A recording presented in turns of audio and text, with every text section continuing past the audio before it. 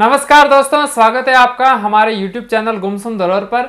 मैं हूं आपका दोस्त निर्मल सिंह और इस वीडियो के अंदर हम बात करेंगे सैनिकों का हुलिया नोट करने की प्रथा का। सबसे पहले बात कर लेते हैं कि भाई सैनिकों का हुलिया नोट करने की प्रथा चालू किसने की। दोस्तों, अलाउद्दीन खिलजी के द्वारा जब वो दिल्ली का सुल्तान था तब ये चालू की गई थी सैनिकों का हुलिया नोट करने की प्रथा। अब बात कर लेते हैं कि सैनिकों का हुलिया नोट करने की प्रथा चीज़ क्या है। अब ये हुलिया क्या होता है, अपना जो चेहरा है उसको हुलिया बोलते हैं।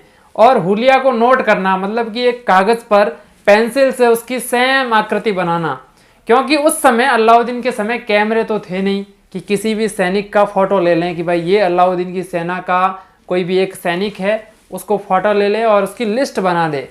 क्योंकि अलाउद्दीन ने आदेश दिया कि भाई मेरे जितनी भी सेना है, चाहे 5 लाख है चाहे 10 लाख है, उन सब की लिस्ट बनाओ। उसने भारत से अंदर जो भी भारत के अंदर जो पेंटर थे, जो चित्रकार थे, जो चित्र बना सकते थे, उन सब को बुलाया। और वो ऐसे चित्रकार थे कि किसी भी आदमी की सेम शक्ल जो है वो कागज़ पे बना सकते थे। तो अलाउद्दीन ने उनको काम दिया कि भाई मेरी सेना के अंदर जितने भी सैनिक है उन सभी सैनिकों का कागज़ पर चेहरा बनाओ, उनके जैसा का जैसा, मतलब मुंह का जो है फेस वो कागज़ पे बनाते थे। फिर उस सैनिक का भाई ये फलाना नाम है वो लिख देते थे कि भाई इसका ये नाम है, उसका ये नाम है। फिर इससे क्या है कि पूरी जानकारी रहती थी कि भाई ये सैनिक है, इसका तो ये तो फोटो है और इसका ये नाम है, ये गांव है, ये जिला है, ये वहाँ से आता है। अगर वो सैनिक कभी भी अलाउद्दीन की सेना से भाग जाएगा ना तो अलाउद्दीन उसको पकड़ के ला देगा उसके घर से, क्योंकि अलाउद्दीन के पास में पूरी जानकारी रहेगी, उसका फोटो भी है, उसका नाम भी है, उसकी जाति है, उसका गाँव है, सब चीज़ है। और उससे पहले ऐसा था नहीं। अब ये चीज़ अलाउद्दीन खिलजी ने लागू की थी सैनिकों का हुलिया नोट करने की प्रथा। तो अलाउद्दीन को जरूरत क्या पड़ी, क्योंकि अलाउद्दीन एक महत्वाकांक्षी शासक था। अलाउद्दीन चाहता था कि मैं पूरे भारत के राज्यों को जीतूं और पूरे भारत का शासक बनूं। तो पूरे भारत का अगर उसको शासक बनना है तो उसके पास में सबसे पहले जरूरी होता है कि उसकी सेना मजबूत होनी चाहिए, पूरी सेना उसके नियंत्रण में होनी चाहिए। तो उसी लिए अपने सेना के अंदर सुधार करने के लिए उसने सैनिकों का हुलिया नोट करने की प्रथा चालू की थी। अब दोस्तों ये उसने पूरा का पूरा टेंडर दे दिया, जो भी चित्रकार थे भारत के बहुत ही मशहूर चित्रकार उस समय के, उनको कहा कि भाई आप ये काम कीजिए। अब उन्होंने ये काम चालू कर दिया। तो अब जानते हैं कि अलाउद्दीन को ये काम शुरू करने की ज़रूरत क्यों पड़ी, सैनिकों का हुलिया नोट करने की प्रथा चालू करने की ज़रूरत कैसे पड़ी। तो क्या है कि उस समय अलाउद्दीन के पास में 5 लाख सैनिक हैं या 10 लाख सैनिक हैं। अलाउद्दीन को इतना ही पता था कि भाई मेरे पास में इतने सैनिक है, 10 लाख की संख्या में है चाहे 5 लाख की संख्या में। उसको सैनिकों की कोई जानकारी नहीं थी, सैनिकों की लिस्ट भी नहीं थी ये कि इतने मेरे सैनिक हैं, ये उनके नाम हैं। तो सैनिकों को अलाउद्दीन कहीं अभियान पर लेकर जाता था, कहीं दूसरे राज्य में युद्ध करने के लिए।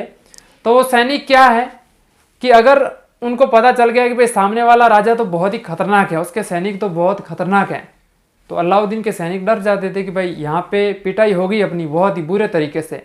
तो वो सैनिक क्या है, जैसे ही युद्ध शुरू होता ना तो बहुत सारे सैनिक तो उनसे युद्ध लड़ते थे, लेकिन बहुत सारे निकम्मे सैनिक थे डरपोक, वो क्या है कि भाग जाते थे घर। अब घर भाग गए वो सैनिक, तो घर भाग जाएंगे सैनिक तो अलाउद्दीन खिलजी युद्ध हार जाएगा। अलाउद्दीन खिलजी युद्ध हारेगा तो वो पूरे भारत पे राज कर पाएगा क्या, नहीं।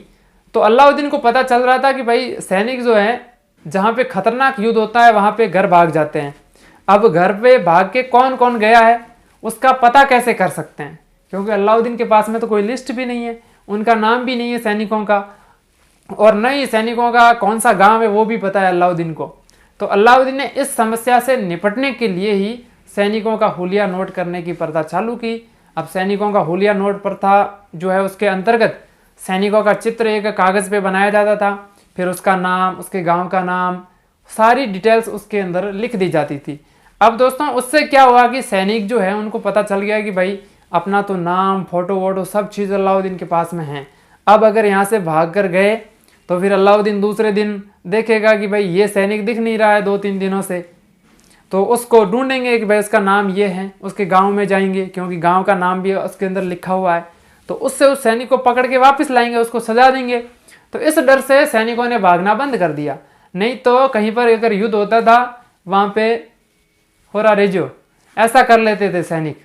तो अब उसके बाद में ये सब चीज़ बंद हो गई और यही अलाउद्दीन खिलजी की सैनिकों का हुलिया नोट करने की प्रथा थी। अब ऐसा वही राजा करते थे जिनको महत्वाकांक्षा होती थी कि भाई मैं बहुत सारे राज्य को जीतूं। अब उससे पहले जो राजा थे उनको तो ऐसी दिमाग के अंदर आया ही नहीं विचार, क्योंकि उनका इतना ही दिमाग होता था कि भाई अपने पास में 5 लाख की सेना है, जैसा भी है ठीक है कर दो युद्ध। तो उनकी सेना इतनी व्यवस्थित नहीं थी जितनी कि अलाउद्दीन खिलजी की थी। अलाउद्दीन खिलजी ने जो आज के समय में सेना है ना, उस तरीके से तैयार की थी। सैनिकों की भर्ती भी खुद करता था कि भाई ये दुबले पतले सैनिक अपनी सेना के अंदर नहीं होने चाहिए। अलाउद्दीन खिलजी ने यहाँ तक कि अपने सेना के अंदर जो घोड़े थे ना, कमजोर घोड़े, दुबले पतले खच्चर गधे भरे हुए थे, उन सबको निकाल दिया था।